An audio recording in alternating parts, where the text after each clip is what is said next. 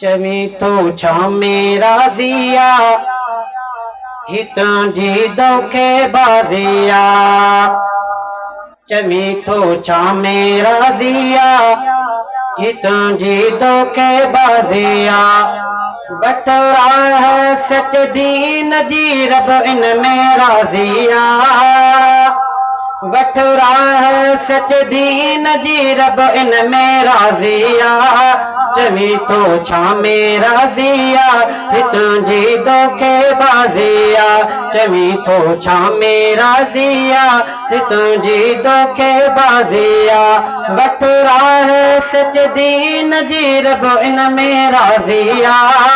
बटोरा है सच दीन जी रब इन में राजिया।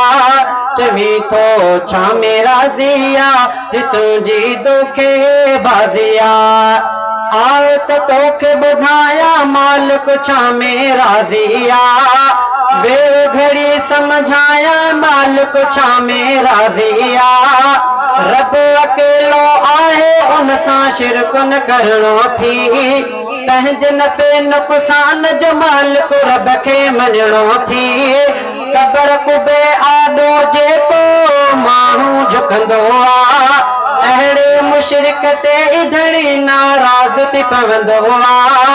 अहिड़े मुशरिक ते इधड़ी नाराज़ थी पवंदो आ। बहद तवारी वात छॾे छो ठाह पियो ठाही। चवी तो छा मेरा जिया हितां जी दोखे बाजिया। चवी तो छा मेरा जिया हितां जी दोखे बाजिया। बटोरा है सच दीन जी रब इन में राजिया। बटोरा है सच दीन जी रब इन में राजिया। चवी तो छा मेरा जिया हितां जी दोखे बाजिया।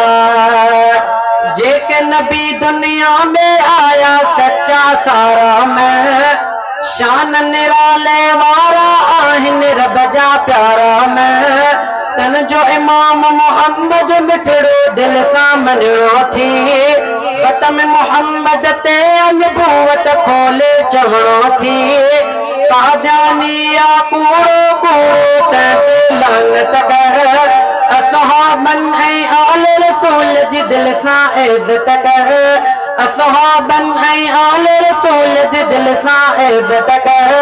बुग़्ज़ भलारन सां जो रखंदे मोहब्बत पवनाही।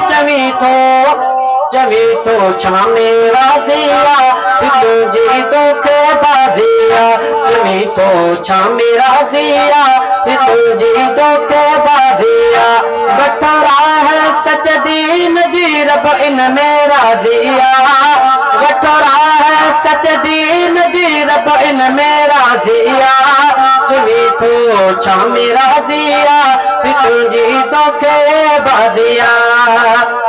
रब चयो नमाज़ी बणिजो पको नमाज़ी थी। मारे तू शैतान किने खे जग में गारी थी। पासे थी मैं खानन खां कर प्यार तू मस्जिद सां। परवर खे पर चाहस गो तू रात जो तहजुद सां। रोज़ा सबई रमज़ान सॼे जा तोखे रखणा थी।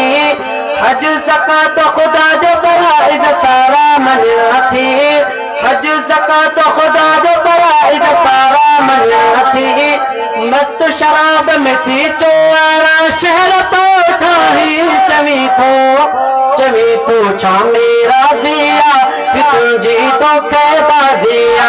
चवी तो छा मेरा जिया हितां जी दोखे बाजिया। बटोरा है सच दीन जी रब इन में राजिया। बटोरा है सच दीन जी रब इन में राजिया।